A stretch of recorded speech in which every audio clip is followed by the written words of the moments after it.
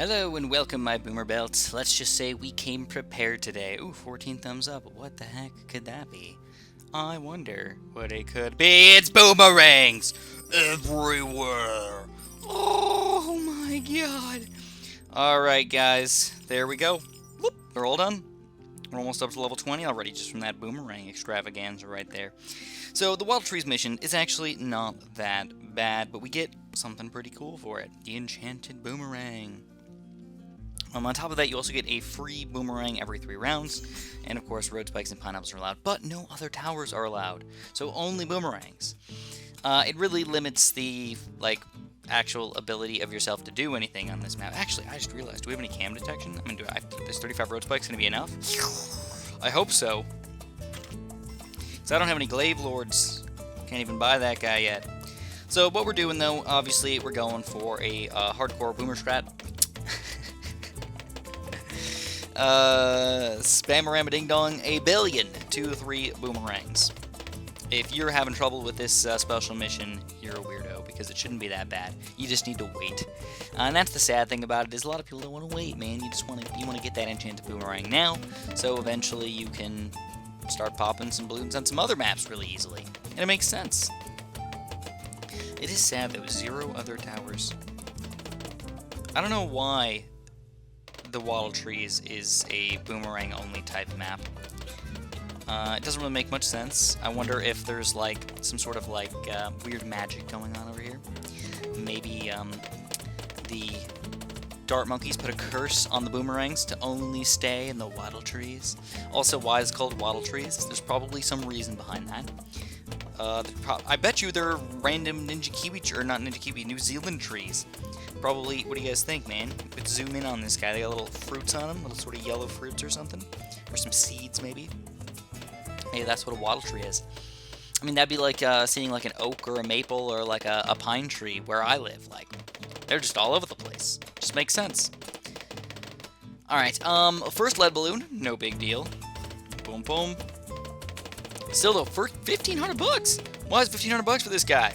I'm used to 1,100 or 1,300. I've just played 2 desert tiles where the boomerangs were favored, and obviously it's actually kind of weird though too that we had to play a bunch of boomerang favored maps leading up to a boomerang only map. Are they trying to tell me something over here or something? They're like, Chris, your favorite tower needs to be used as much as you freaking can. He is, though, just in case you guys are curious, Boomerang is my favorite tower in the game. I absolutely love them. I adore the Boomerang monkeys. I think they're the most fun tower to use.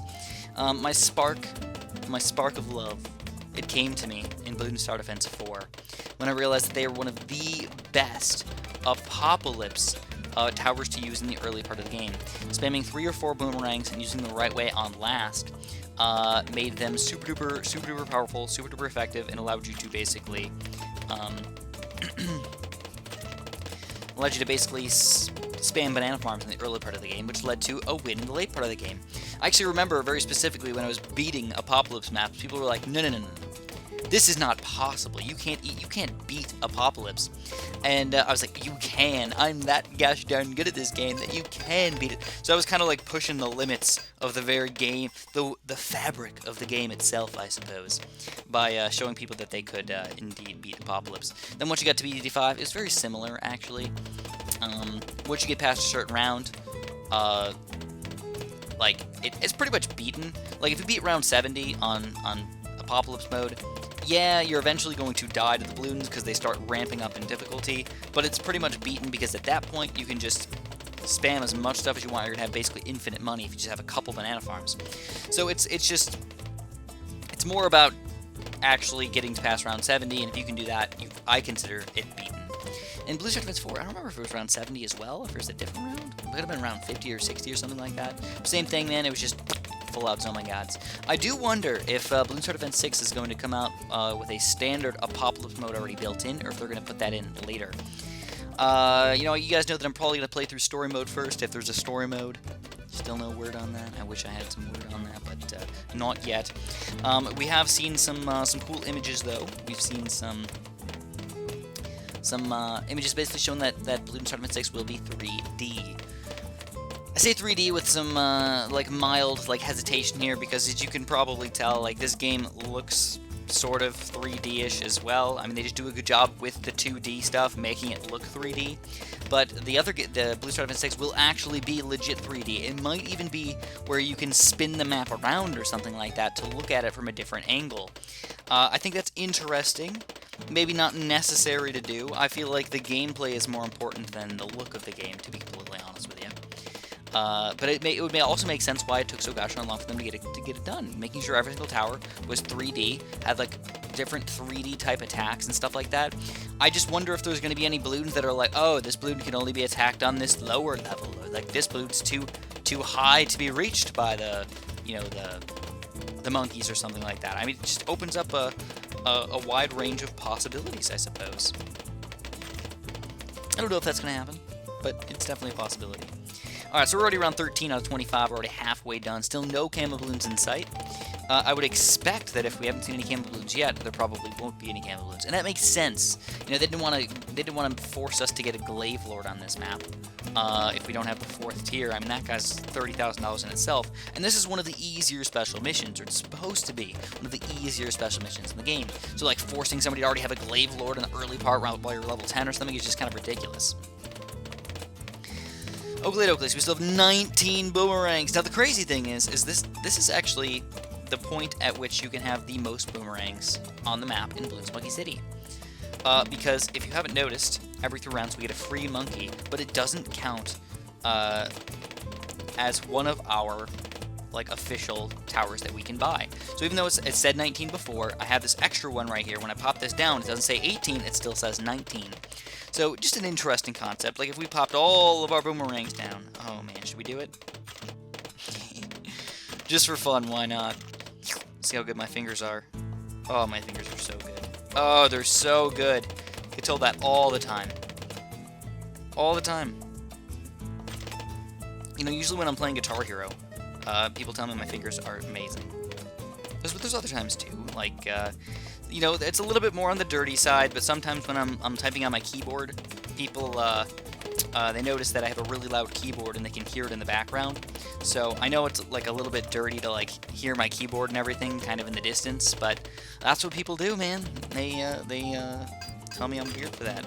So, oh my god, look at all these boomerangs, dude. I don't even know, what would be better against a Moab? Spamming 0-0 boomerangs or spamming 2-3 boomerangs?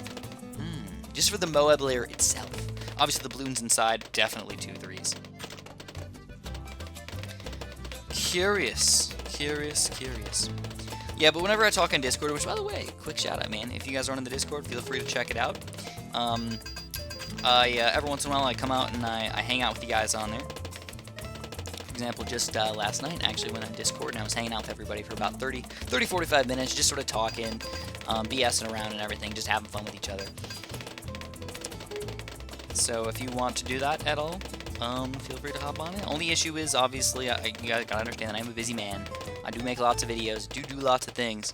So I'm not gonna be on there 24/7 or anything like that, and I really don't have that much time to just one-on-one with everybody.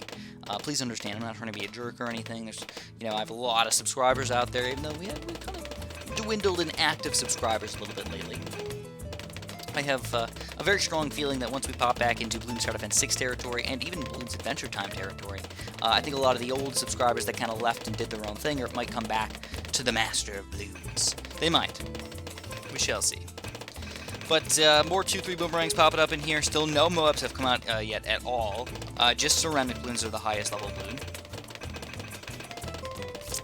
But yep, look at that. We got 0 boomerangs, but we get these free 2 boomerangs right here. So bam. And bam. It's weird because you never ever see it go from red to back up to not red. Pretty much ever. I don't think it's even possible in any other special missions. I don't think you get them ever. So this is interesting. It's around 23. We're close, man. We're close. Still no Moabs. I would expect only like 1, maybe 2 Moabs to come out. If there's any more than that, we can still handle them. But just kind of odd that we haven't seen any yet, even on around 24, baby. 24, are you kidding me? Or if a BFB came out, that would be cool. Oh, man, look at those Bloons right there. We're actually struggling against them. Oh, baby, I did not think we were going to struggle against Bloons at all. Maybe some 3-0s would have been effective, but I don't even have those guys unlocked yet, so goofy goobers. And what was that? Round 25. The easiest round 25 in quite possibly the history of the world. 24 was ridiculous, but 25 was just, who cares? So 500 experience, whoop, $1,000 chump change, and 2 more balloon stones. And with the treasure chest, we get the enchanted boomerang. The holder of this special weapon empowers all boomerang throwers with +1 pierce. So it's interesting because it helps out lower tier boomerangs more than higher tier boomerangs. Not that higher tier boomerangs are ineffective in any way, but just an interesting concept to think about. Possibly spamming lower tier boomerangs might actually be better. But this guy's pretty cool, man. I'm kind of excited. Makes all my boomerang throwers more powerful, especially when I'm playing all these ridiculous desert tiles right here to get up to this delicious chest right here. It's going to be perfect to spam those boomers. What's the news today? Monkey News, Bloons from Monkey 2, Blast Populist, Dread Balloon. Interesting. Event ends in 0 seconds. Oh, okay. Event ends in 0 seconds. Event ends in 0 seconds. What is this?